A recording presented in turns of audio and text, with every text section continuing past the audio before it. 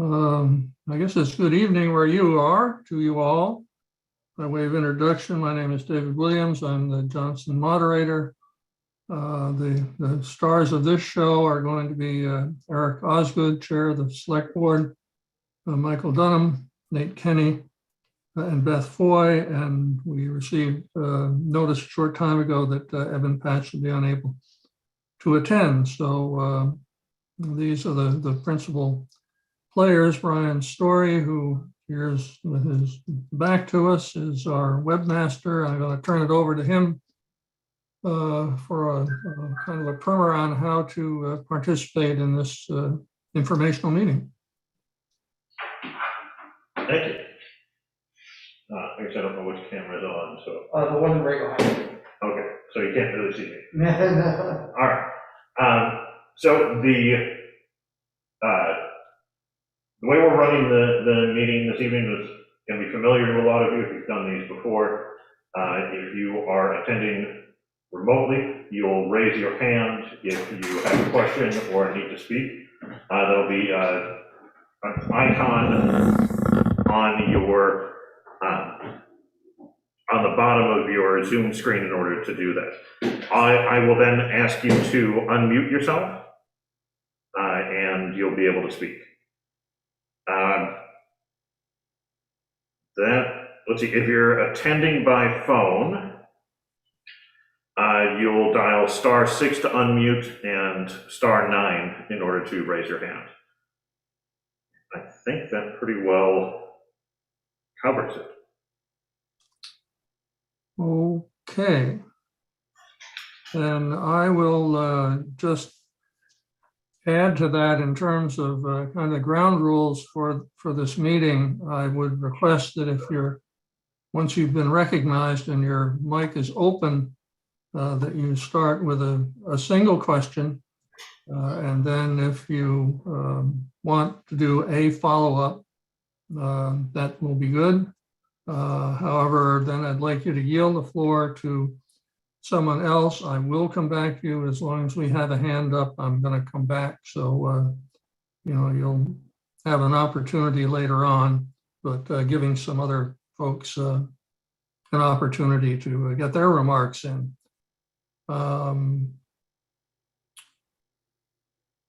Just as a personal note, I would like to make note of the fact that Mike Dunham and Nate Kinney are going to be leaving the board, I think in both cases after many years of service, often not only as select board members, but in other offices as well. I think probably Mike and Nate had viewpoints along the way that were somewhat divergent, but to their credit, they always found a way to get to an agreement and to move Johnson forward. And just I personally want to thank them for their work. That being said, I will pass it to Eric for some introductory remarks. 1 second to find Eric here. Okay, Eric, go ahead and unmute. Okay, I'm unmuted, correct? Yes. Okay, well, first of all, welcome everybody. And I never would have expected 2 years ago we would still be functioning in this manner, but unfortunately it is where we are today. The board did wait and really wanted to have an in-person meeting. We waited until the very last minute to decide how we were going to do it, and we opted to side on the side of the health of the community. So it is what it is, and I certainly hope by next year we will have a more traditional in-person town meeting. I have a couple of announcements. First of all, while Evan was not able to make it tonight, we do want to congratulate him. He's sired the next generation of select board members. He's became a brand new daddy a week ago as a jumping, bubbling little boy named Elliot Edgar Patch. He came in at 8 pounds, 15.2 ounces, 22 inches long. And as I understand it, both mother and baby are doing fine. So congratulations to him and his family. Just echoing some words that Dave already said. We do have 2 select board members that are not returning. Mike Dunham, he has served, I believe, 6 years on the select board. He served in a few different capacities. He was a village trustee. He was a school board member. While he is leaving the select board, he's one of those that he sort of keeps coming back. So I expect we'll probably see him somewhere else. Of note, some of the contributions that Mike made to the select board. He seemed to always get the pulse of the community. He would hang out at the post office and then share with us at town meeting what that pulse of the community is. And we do thank him for his service. Nat Kinney, another one who I believe served 8 years, and he's decided to move on. 10 years. Well, congratulations. Sorry to see him go. He served as a vice chair. I certainly appreciated his wisdom and being able to have someone to bounce things off with. He provided a very steady hand for the select board. Something notable to Nat is when you serve on the select board, especially that many years, you have, I don't even know how many votes you take, how many motions you make, how many debates you're in, but he has the distinction of the only select board member that I ever knew who made his own motion and then voted against it. But we do thank Nat for his service, and I'm sure we will see him around. He's also served on quite a few different committees in the past. On a sadder note, we did lose a former select board member a couple of weeks ago. He served for over 2 decades. He was a very reliable, dependable, and dedicated select board member, and that was Brad Reed. We do offer our condolences to his family and friends. Now to just get into the part of the town report. This year, it's not something we do every year, but this year we do have in memory of someone. It's usually someone who has made some significant contribution to the community. And in this case, Carl, he was taken to us too young and certainly very unexpectedly. And he had a lot of contributions. While he never directly served in official capacity for the town, he did represent Johnson in the legislature for 6 years, and he had worked on helping up various committees from the food shelf to delivering Meals on Wheels and those sort of things. He also was one of those regulars at town meeting who was not shy to share his concerns, opinions, suggestions from the back of the room. And it's one of those people that you appreciate and miss because they're the ones that keep us on our toes. So our condolences go out to Dorgan and the rest of Carl's family and friends. This year, we do have 2 dedications. The first dedication is to Ann Mullins. She was a longtime employee of the town. It's always a great honor for me in this position to be able to do these acknowledgements for those people who have given to the community and recognize them publicly. Ann was one of those wallflower, quiet, you never know she was in the room. Not. She was the opposite. She was flamboyant. She is flamboyant. She's noisy. She's full of vinegar, and was always keeping the office very lively. It's certainly a lot quieter around there since she is no longer working for us. She retired this last year, and she is now wintering in South Carolina. We certainly wish her the very best, and I understand she'll be coming home in the summer, so I'm sure we will hear more from her. She was not anyone who shied away from sharing her opinions. She certainly told us when we were doing something right, as well as when we were not doing something she would have liked us to be doing. So congratulations to Anne, and we wish her the best. And the other one is Dave Williams. This was a little bit difficult to figure out how long he'd been serving. Is there anyone on this call who knew a time when Dave was not the moderator and just could raise their hand? I'm not seeing any hands raised. Well, I guess the age-old question of did he start in BC or AD will be left unanswered because nobody seems to know. Seriously, he did start in 82, so this is his 40th year. Dave has served in many capacities, from assistant judge to school board member and board of civil authority. I came to know Dave in the late 80s when he represented my first wife in our divorce. I did not think so highly of Dave at that time, but then in the early 90s, I served with him on a school board, and I really gained a lot of respect and for his knowledge and his skills and the contributions that he brings to the table and the things he does for the community. And that respect has only continued to grow. And I've always appreciated his wisdom at the town meeting and standing beside me and keeping things going smoothly.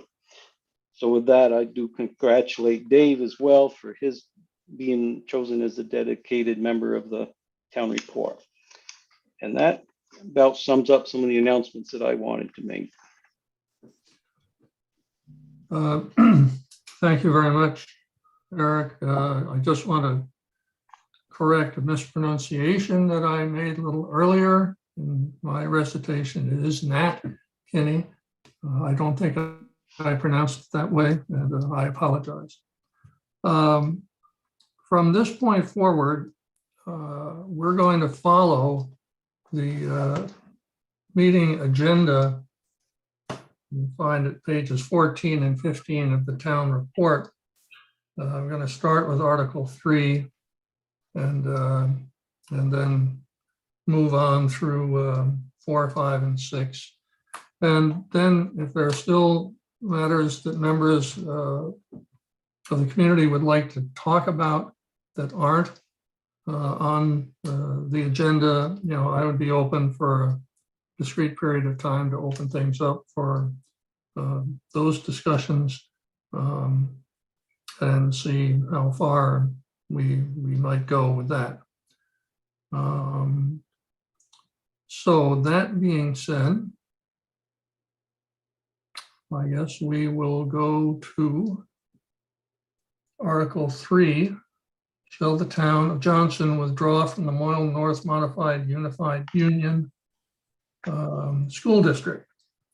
My understanding is that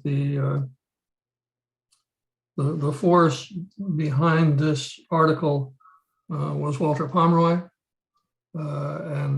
So I assume that Walter is with us, and I would ask him to address Article 3. Thank you. Am I unmuted now? Yes. Thank you. Thank you, everybody, for listening to me, and congratulations, David, on 40 years. In March of 2020, at the town meeting, the voters of Johnson, in an advisory, non-binding motion, passed this motion. Shall the town of Johnson vote to withdraw from the Moyle North Modified Unified Union School District number 58A? As you read Article 3, a very important item was forgotten. Number 58A. So ultimately, what the voters asked to be put forward in a binding motion is not what we will be voting on this year. For clarification, Johnson actually belongs to two school districts, 58A, which is the K through 6 district, and 58B, which is the middle school and high school. So the voters in 2000 only asked to withdraw from the K through 6 district. This Article 3, I have asked around and have gotten, and nobody really can tell me with certainty what we are really voting on here. Is this motion expressing the will of the voters from 2000? Is it so lacks specifics that it's basically worthless? Or is it so broad that it actually will take us out of both the 58A and 58B? I think people can interpret this multiple ways, and I'm sure both sides will interpret the way they want to. So ultimately, we aren't kind of voting on an article. I really don't know what's going to happen. But it certainly does not reflect the will of the voters from the March 2000 meeting. So I'm not really going to sit here and advocate one position or other, because I really don't know what this article is going to accomplish. I still feel strongly that it is in the best interests of the town of Johnson to leave District 58A.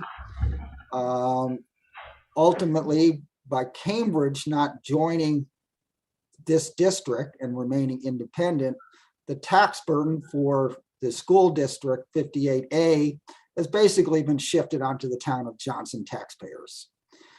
And just as an example, this coming Tuesday, when the voters in Cambridge who did not merge go to vote on their school district budget, they are basically, their increase over 6 years on their elementary school budget is only up 1.3 cents.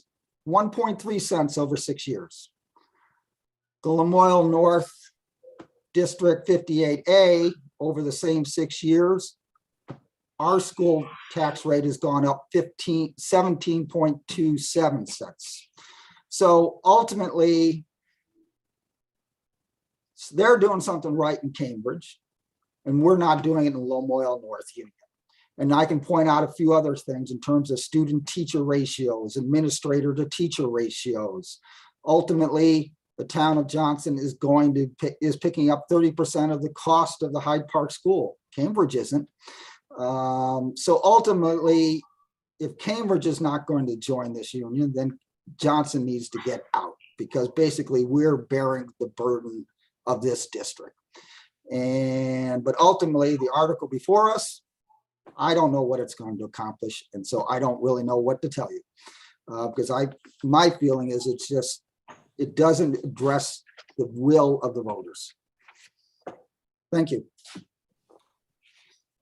Thank you, Walter. Mark Nielsen, are you out there?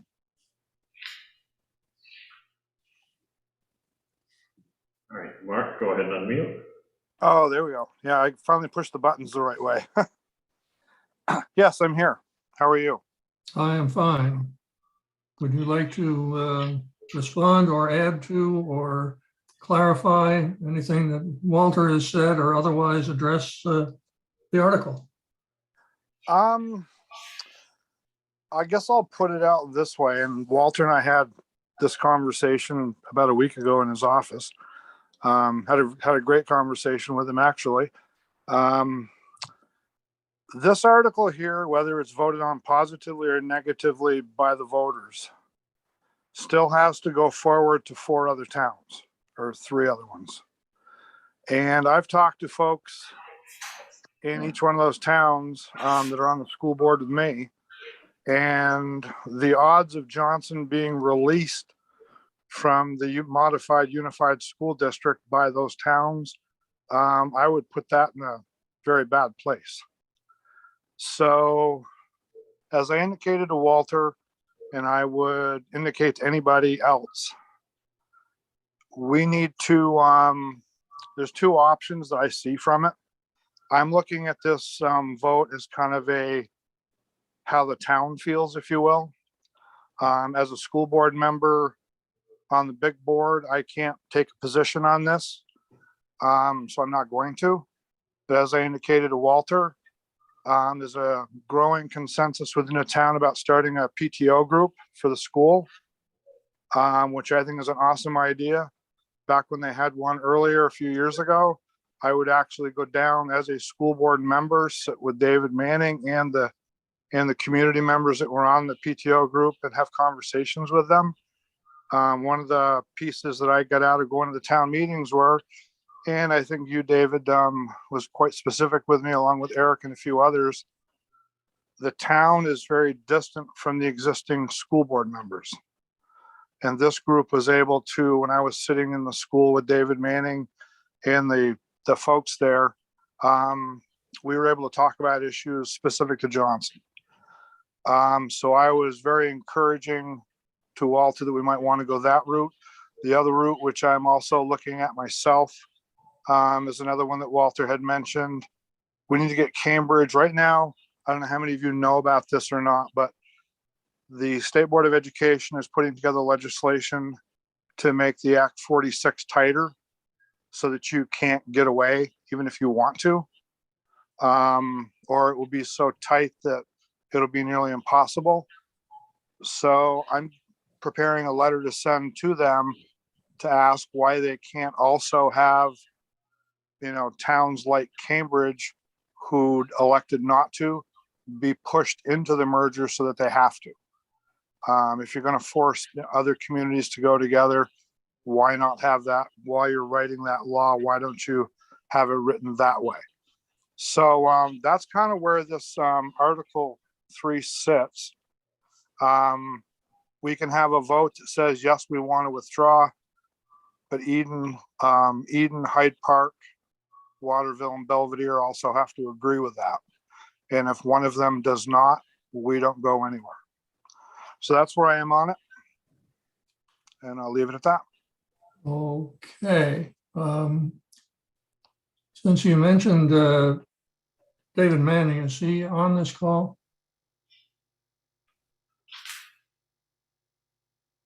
No. Okay. You have any hands up? I don't see any, but we're open for questions. So if anybody does have one, now's the time. Okay, I've got a question from Jeff Bickford. Okay, go ahead, Jeff. Walter or Mark or anyone, do you have a sense, first of all, so I have a question, a comment. The question is, do you have a sense of what savings we could realize by leaving at this point if the other towns agreed with it and if Johnson voted to leave, is my question. The comment I wanted to make is I served on the committee that looked at doing early unification under Act 46, and I supported it. And I still support in general having fewer districts and without getting into the details of why. In general, I support the concept. I will say, and this is consistent with what Walter was saying, the one thing I wish we had done differently is I wish we had phrased it that all of the towns were necessary in order to form it, because by wording it the way we did, it still went forward when Cambridge voted no. And it's absolutely correct that the numbers stopped working in our favor once Cambridge decided to opt in. But I'm wondering if we have any sense of what savings we could realize by leaving now. Walter, would you be able to answer that?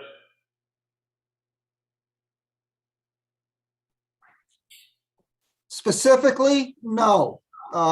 You've got 6 years now of the district that you would have to undo. Let's just put it that way. I mean, you can quickly just say Hyde Park bond is coming onto the budget, $360,000. Bang, we don't have to pay any of that. I mean, ultimately, we would be able to decide how our money is spent. I mean, the one stat that just jumps out at me, Cambridge's teacher to administrator ratio is 25-1.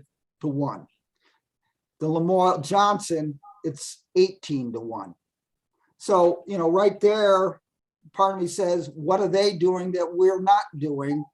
Because really, where should we be putting our money? In the classrooms, not into the administrators. And so we should hopefully, if we manage our house correctly, and that's the key word here, we manage our house correctly. And I think we did pretty good job of it 6 years ago, is there will be savings. But can I point a dollar number at it and tell you what that number is? No, I cannot. I can just see the result of Cambridge 6 years, Johnson 6 years, the Lemoyle Union 6 years, and how they have diverged and gone in different directions in terms of total costs, student teacher ratios, administrator teacher ratios. And for some reason, they're doing a better job than Lemoyle North is. And I just feel we need to go back, bring it back home, bring it back in control by our local people. And I think we can do a better job.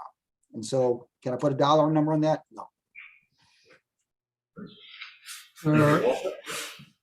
Thank you. Is anyone else would like to address that question? Mark?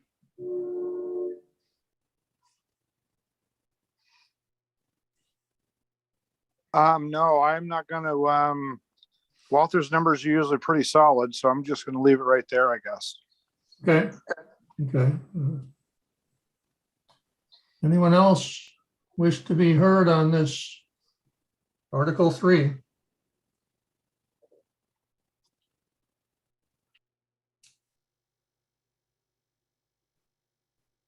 I'm not seeing anyone. Reminder *9 on your phone to raise your hand if you're dialing in. I see Mark Woodward. I just want to go on the record as saying that I voted against Act 46 that caused this consolidation to come about, and I'll be voting to leave because I'm kind of, I hate to say this, but I'm with Walter on this.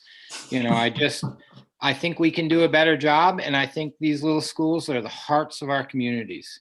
And so when it was in the legislature, I voted against this just for this reason. Thank you. All right, Cynthia.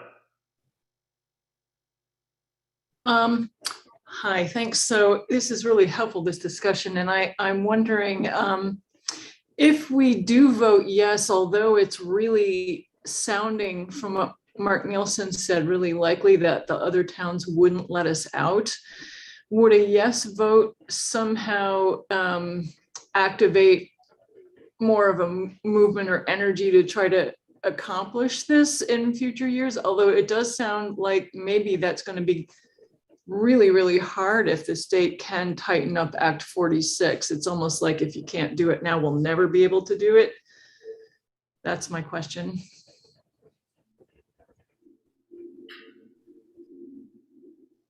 Does anybody want to try to tackle that?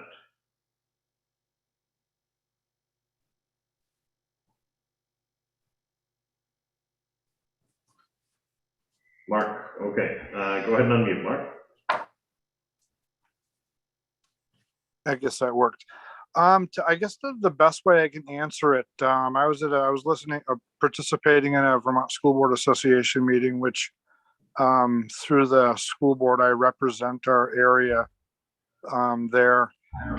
And right now there are, as I indicated to Walter, I think it might be appropriate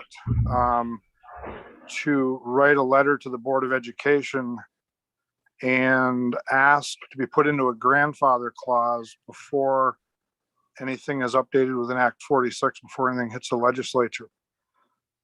Simply put, there's a number of towns in the state already doing that because they're already in the process. We're taking a vote on it, obviously, a town meeting. And then from there, the planning process starts to put the whole piece together. But it might be helpful to let the state Board of Education know that Johnson is in the process and would like to be grandfathered if the State Board of Education would allow that. And that, to answer that question, that's as directly as I can answer it. Other than that, I don't know, what we would do. Thank you, Mark. We'll hear from Walter. I just want to add just one last comment. And I am not taking for granted that the other towns won't necessarily let us out. I think Mark kind of expressed a sentiment that does exist a lot in this community outside Johnson as well, that it is best that we go back to the way we were, local controls, small districts, small schools, and to just sit here and say it's not going to win. I am not necessarily going to accept that, because I think the people who do want to go back to small schools, small local control will be motivated voters. And so to sit here and say we will lose, I'm not willing to accept that. I don't think that'll happen. So I just would like to close on that thought that I don't think we will. We have a good chance of winning in the other towns. Thank you. Thank you, Walter. And I've got a caller. So you're going to have to hit *6 on your phone to unmute.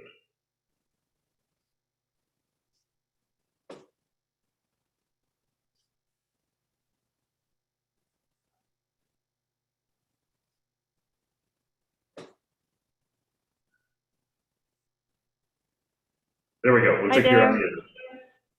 Yeah, it's Kim Dunkley, and I'm just sort of dittoing what Walter said. If we don't vote yes, then we won't know. So if we vote no, it's a no-go, and if we vote yes, then it opens that possibility. Thank you. Thank you, Kim.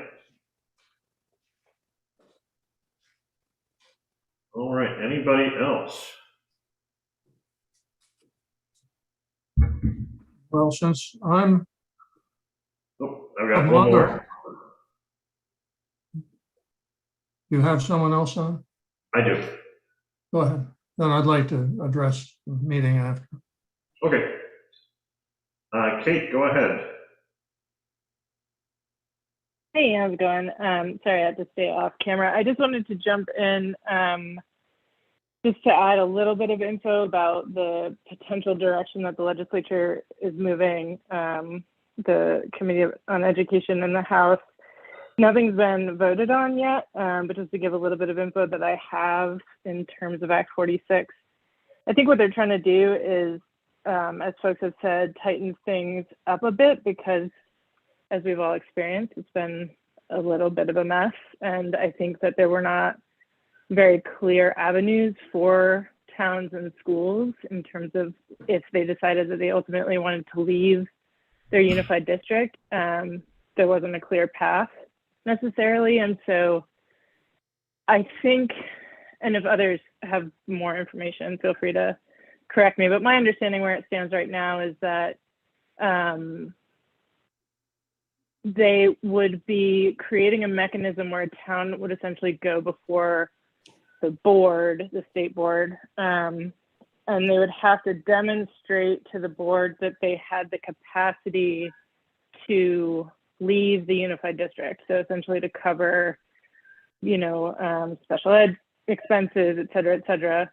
The board cannot necessarily, in the current iteration of the bill they're talking about, the board wouldn't necessarily be able to say, no, you can't. But what they do is they would offer a quote recommendation. So the board would say, you are not demonstrating that you can support this financially as a community, or whatever their recommendation might be. The town would then take that recommendation. They would say yes, or they would say, we don't recommend this.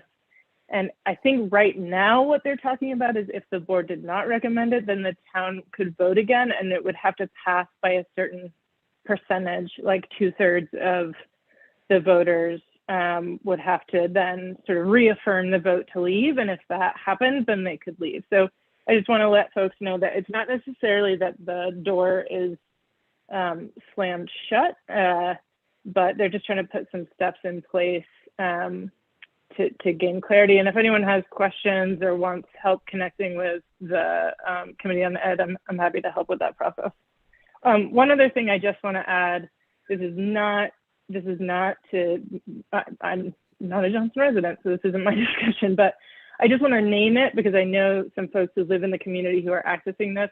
With the unified district, it allowed parents to send their children to other schools in the district.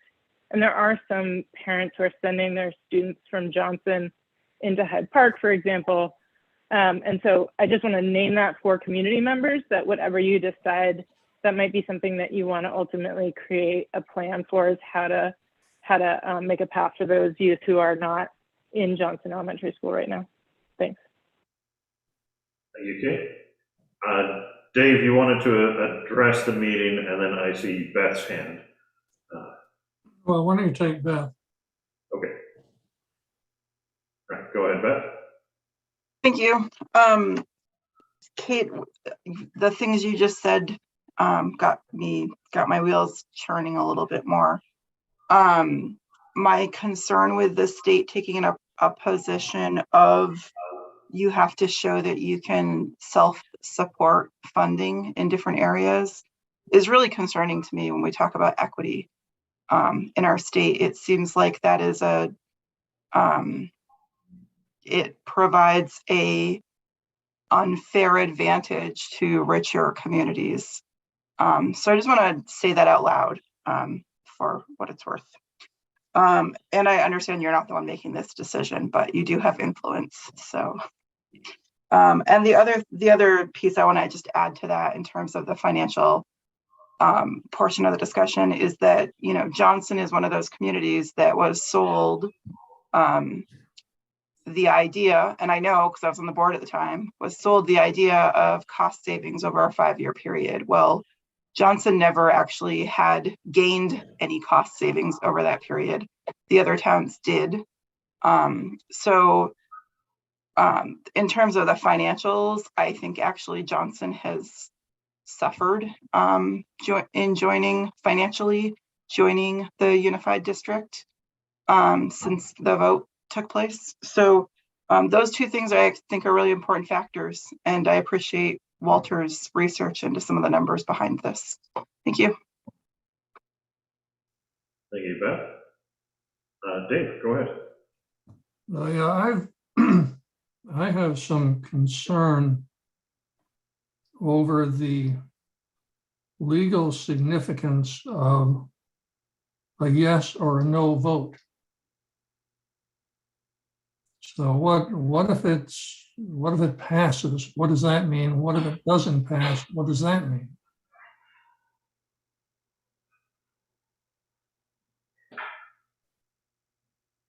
Not being an attorney, I'm reluctant to weigh in. This is the language that was given to us by our attorney, but Walter's raised a good point that there is an A and B parts of the district. So it is more complicated than it first appeared, and yeah, I would not want to. Well, I don't want to second guess our attorney's advice. no, I'm not asking you to second guess your attorney. I guess maybe what I'm suggesting is maybe before the next meeting, that maybe some telephone call to council would be appropriate to get their opinion upon, you know, what does this mean if it passed? What does it mean if it doesn't? Because I think if it passes, and it means we then pass out of both supervisory unions, you know, we've got a very, very, very serious problem. So, I mean, it just strikes me that that's a question that's worthy of being asked and to which the town is entitled to an answer.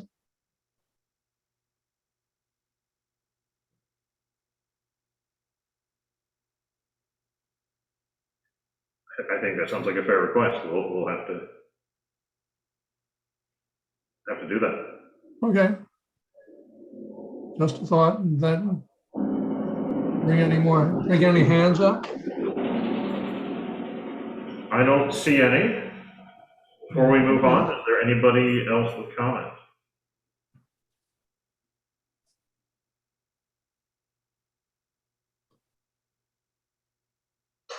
Seeing none. I think we're ready to move on to Article 4. Article 4, how taxes are collected and interest charged. Anyone like to ask a question or make an observation about Article 4 as drafted? Or if you don't have it in front of you, I could probably give you something of a summation of it if you want that. I can put it up on the screen, but I do have Eric ready to speak to it. So while I get the screen selection up, I'm going to have Eric speak. Okay.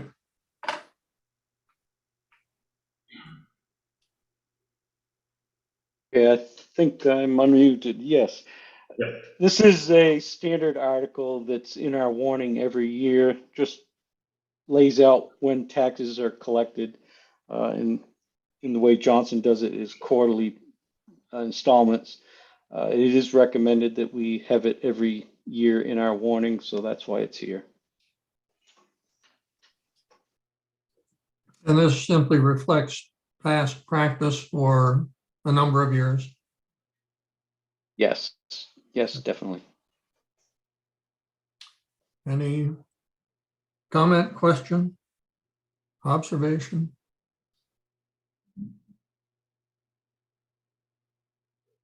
Five, four, three, two, one. Gone. Article 5. Shall the voters authorize total fund expenditures for operating expenses $3,264,151.50, which $1,974,332.32. So I'm going to read that again. $1,974,332.32 shall be raised by taxes, and $1,289,819.18 by non-tax revenues. Anyone wish to question or address that? I believe we have Eric up first to make the case for the budget. Yeah. Okay. As in the typical fashion, I'll walk down through the budget, just highlighting any notable changes from previous year. By and large, it's a tweaks here and there, up or down, but there are a few changes that have been made. If you go to page, so all of those that have your town report in front of you, if you go to page 16, down near the bottom, line 120, total revenue, this is less property taxes. That's coming in at 1,112,000 plus. Estimated fund balance to reduce taxes, that's coming in at $177,405. And when we get to page 30, I'll reference a little bit more about that. Line 122, the amount to be raised by taxes, $1,974 and a little bit more. That is directly what comes from the property taxes. That is up about 3.5%. Line 123, total revenue, $3,264,000 and a little bit more. That's up about 6.2%, which is pretty much in line with what the inflation is. If you go to the next page, page 17, that's where we start getting into the summary page for expenses. The town office expense, although it's a fairly small amount, it would indicate a pretty large percentage increase. And I'll show that when we get into the detailed budget. Line 340, total government, general government. comes in at 1,835,000 plus some, about 5.2% increase, which is pretty in line with the inflation. Go page 18, line 405 is the highway. The total budget's coming in at $1,394 and plus some. That's about 6.5% increase.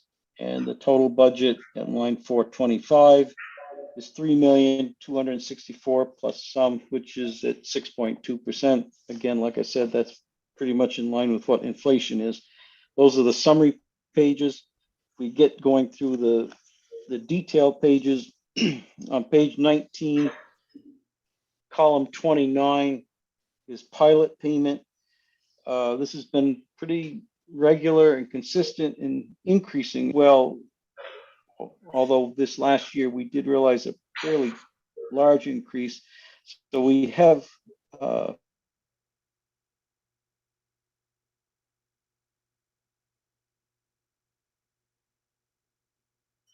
confident that that'll be okay.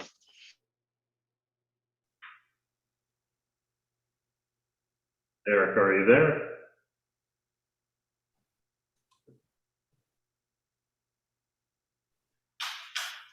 All right, I think we might be losing Eric.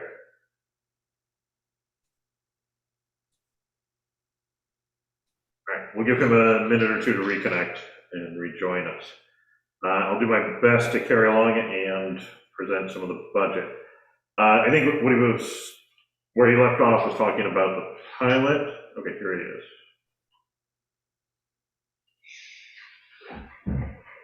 So Eric, you're gonna have to unmute again.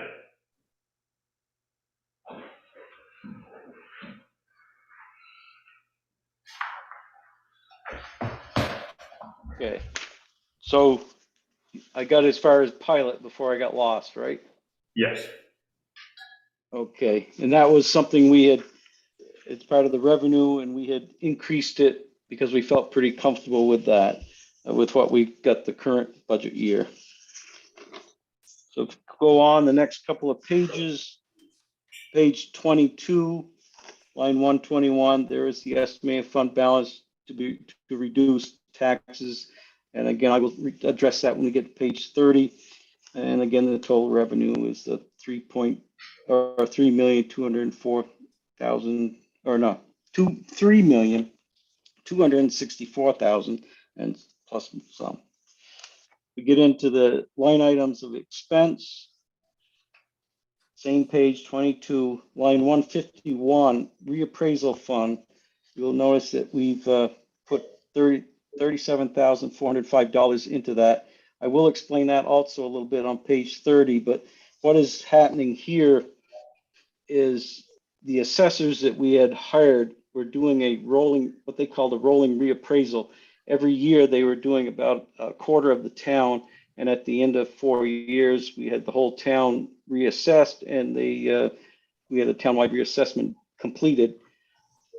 The new assessors, they opted not to renew their contract with us, and the new assessors are only maintaining our tax cards and are not doing a rolling reappraisal.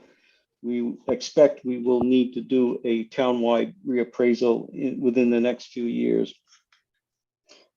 And continuing on, next page, line 159, listers contracted services.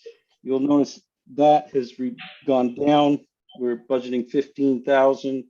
The main reason there is because of the type of assessors we got now. They're not doing the rolling reappraisal. They're not doing that much work as the prior assessors were doing, and their cost is reflected and has been reduced to some degree. Go on to the next page, 24, line 205, small equipment purchase. That is up about 20,000 to 30,000 total. And I will also address that on page 30. Continuing along, a couple of pages until we get almost to the end, page 28. Capital Equipment Reserve Fund. The schedule would have called for 137,000 to put into the reserve fund. We've got 157, an extra 20,000 in that. And I, again, will reference that on page 30. But one of the reasons for that increase is because that fund was getting down in a few years out in the future would be a little bit lower than what we feel comfortable with. And we wanted to bump it up a little bit. And moving all the way down to the next page, 426 total budget. And there it is, a 3,264,000 plus a little.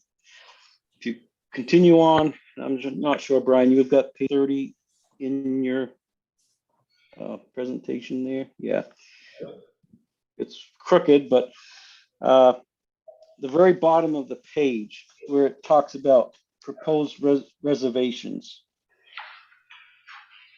What basically we have here is, if you look up a little bit to where it says actual cash balance 1920 after all reservations, this is known number. That is something when we close the books after June 30th of 2021, we had an additional 13,000 left over.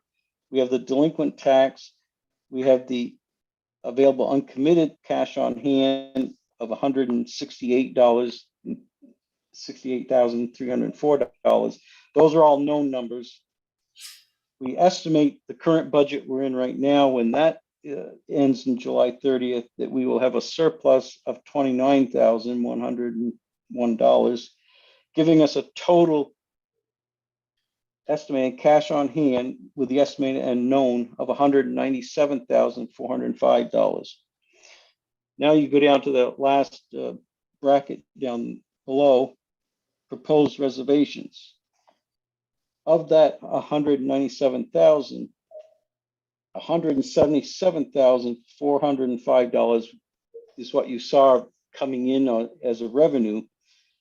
And that's because the tax anticipation reserve fund, which is the second one down in that bracket, of 20,000, that's a direct apply right into a refund. It doesn't go through the budget process. It doesn't have a line item. And that was because of the way the reserve fund was set up and approved by the voters. If you look at the line right above it, to reduce taxes, FY22 budget is 100,000. So that's uncommitted funds going into directly reducing property taxes. Jump down a couple of lines, highway capital equipment fund, that was the 20,000 that we were going to increase. And the building and grounds fund increased by 20,000. And the reappraisal fund, the $37,405, which if you add them all up, they come to the $197,405. And like I said, of that, $177,405 is actually returning in to reduce taxes and apply the monies into some of these reserve funds. The reappraisal fund, what had happened over the years is we were drawing it down to pay for the rolling reappraisal that was being completed by our assessors. And we, if you look on the next page, we'd actually depleted it to, well, about $7,000. So virtually we have depleted the whole thing. We're now in a place where we're looking at, we're going to have to do a reappraisal at some time in the future. So we've got to build that reserve fund back up. It probably is in the neighborhood of about $200,000 to do a townwide reappraisal. And what drives this is what they call a CLA. That's a, oh gosh, can you help me, Brian? That's the common level assessment, I think. Yeah, common level appraisal. Appraisal. Assessment. Yeah. Last year, we were at 99.25 CLA. In 1 year, this year, we are at 96.15. That is a significant drop in 1 year. And this is a rolling 3-year average. And probably the big driver is the pandemic driver of housing costs, purchasing costs, what people are selling their houses for has really skyrocketed. And that is going to be affecting our CLA. When we get down to 80, that's when the state forces us to do a townwide reappraisal. So we're looking at probably in 4, 5, 6 years of having to do a townwide reappraisal at a cost of about 200,000. So that's what we're trying to head here a little bit, is getting some money in that reserve fund. So when that day comes, we will hopefully have close to what we need to be able to pay for that. Like I said, we did put a little bit into the tax anticipation fund, another 20,000. It currently has about 290,000 in it.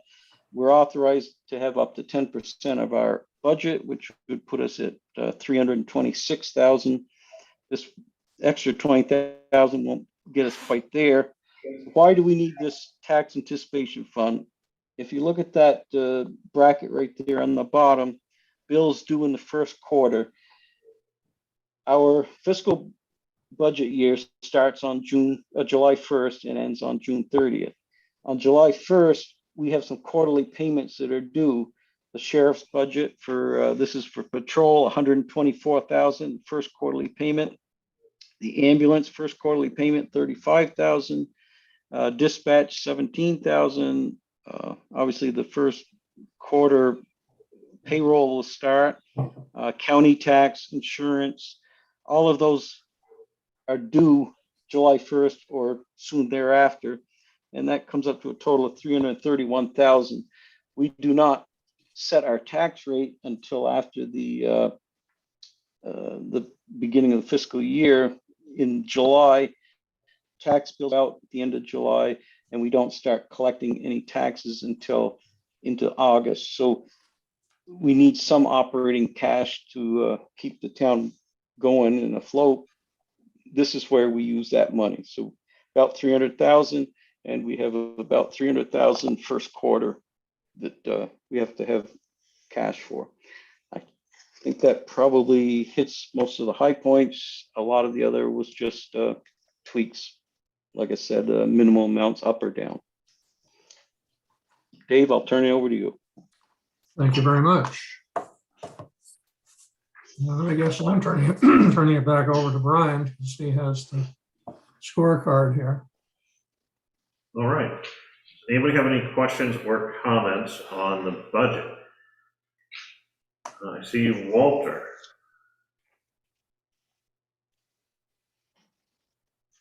Thank you. I'm going to start with, I have two questions. One is specific, but maybe the big question will help answer my specific question is ARPA. We got a whole lot of money coming at us, and there are definitely line items in this budget that ARPA would probably cover.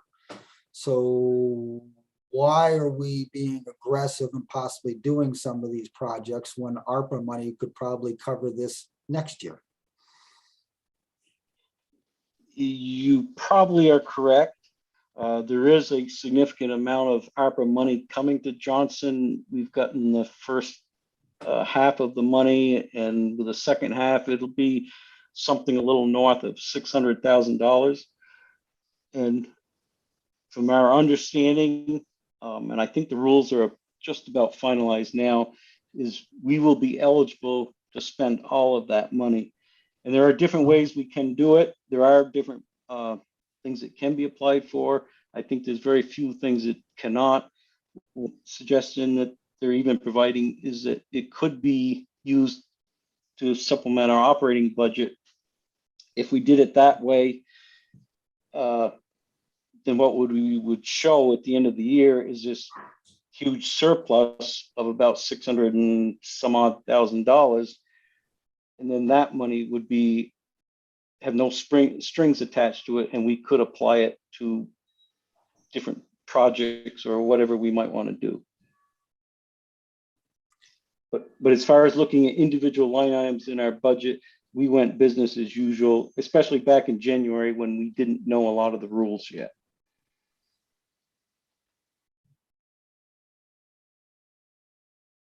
Does that answer your question, Walter? It answers your reasoning. I may not necessarily agree with your reasoning. Ultimately, getting to my specific, the voters a year or two ago voted to raise the budget to take care of some covered bridges, which I really don't see much happening. And now I see, yes, ARPA money would certainly qualify under ARPA. But I see my bridge money being stopped into a reserve fund and nothing happening to the bridges. So that's my specific question. Again, that all comes back to ARPA, that ARPA could probably all pay for this, and the reserve fund could just be given back to the taxpayers. Because they raised the taxes to do something which ARPA will now pay for. To address your question on the bridges, and I'm trying to find it now,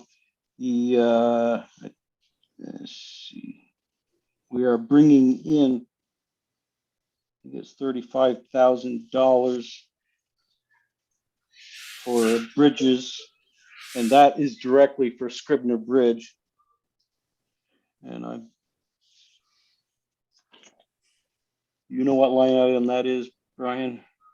Not off the top of my head, but apart from addressing the line items, I think I might be able to help answer the question. In particular, let's see,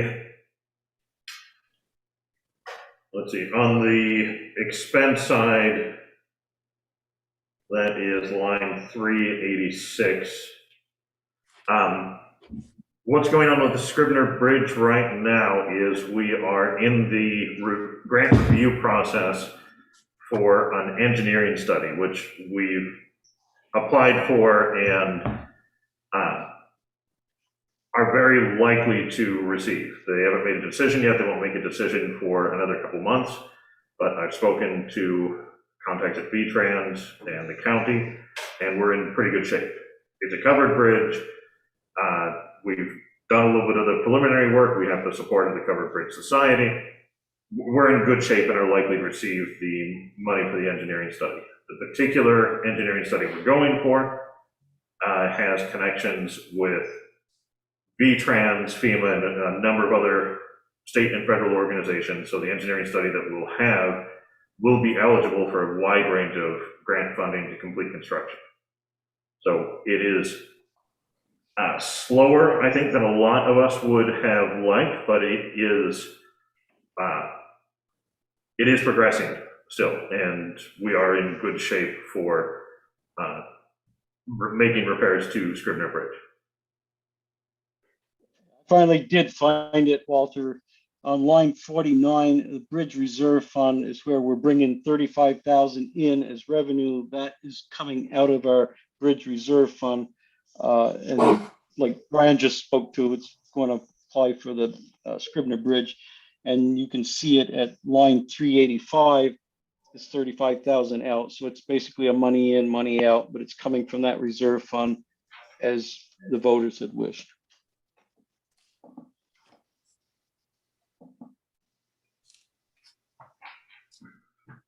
Did you have any other questions, Walter? No, thank you. Okay. Thank you, Walter. All right, so I'll look for the rest. Anybody else in the audience have any questions or comments? Again, if you're on dial-up phone, you'll hit *9 to raise your hand.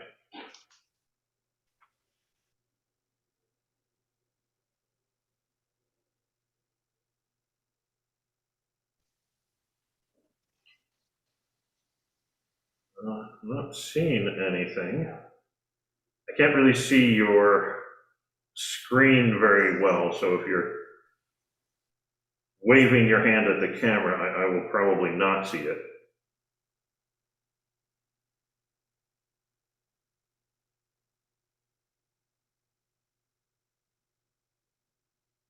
No?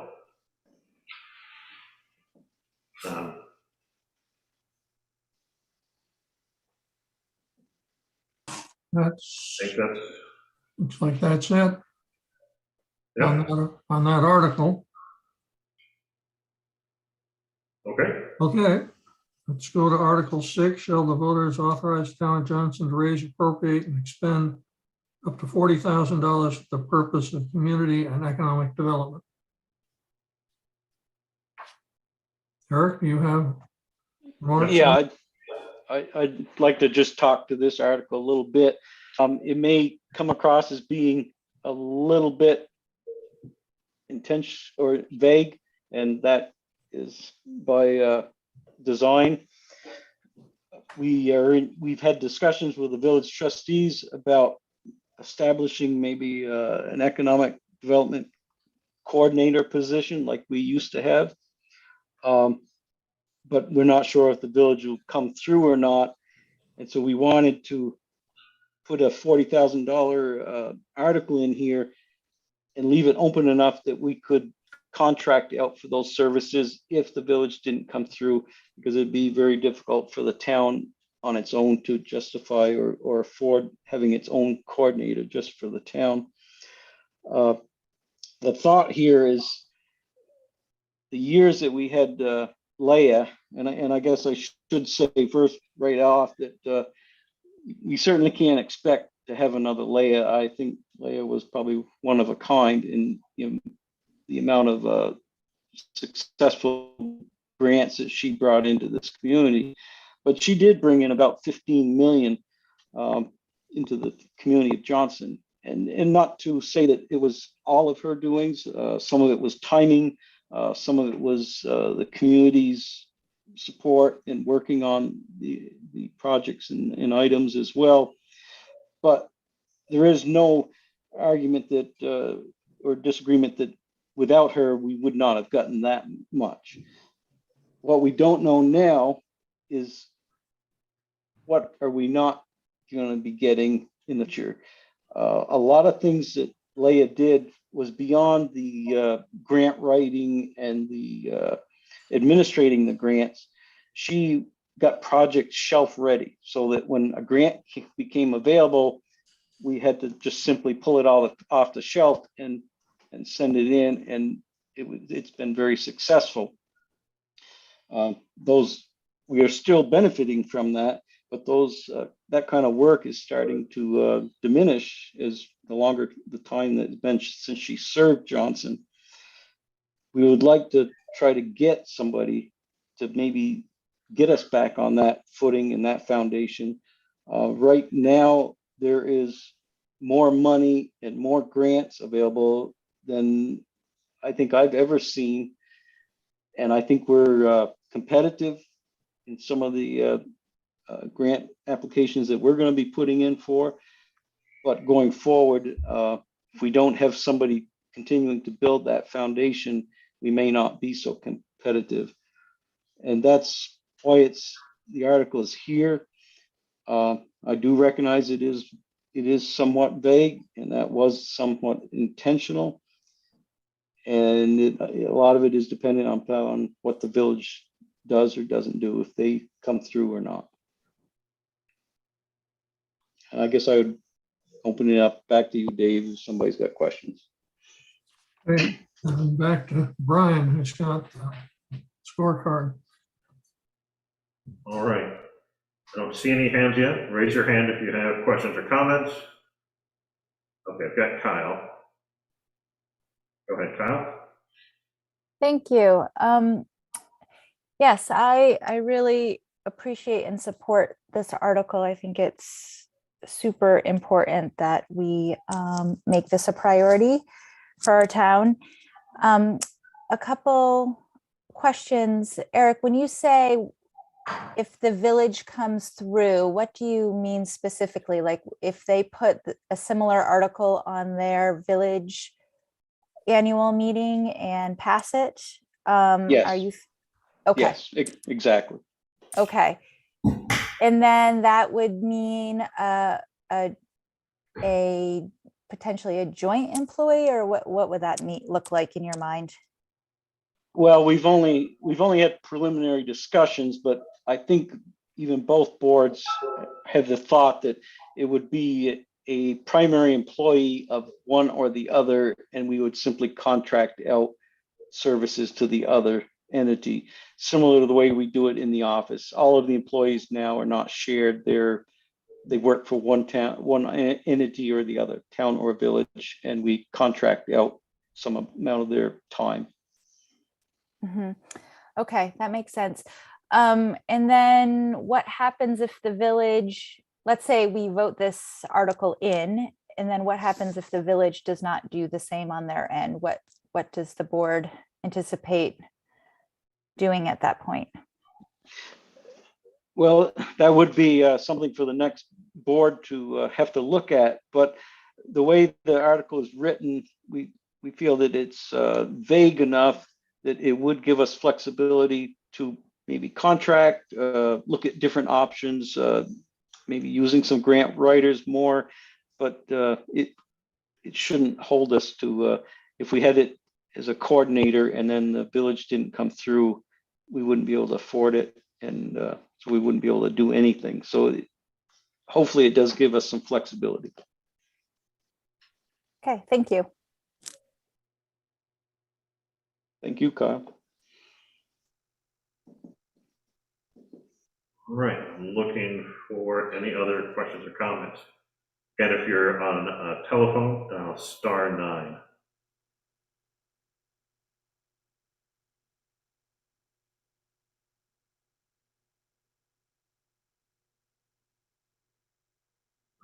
Not seeing any. We'll give it a second.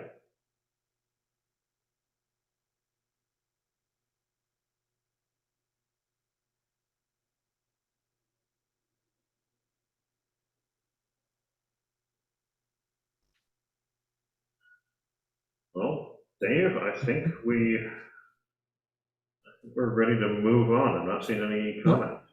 Okay, well, there is not an Article 7, but I'll pretend there is. Is there any other town business that anyone would like to address at this time?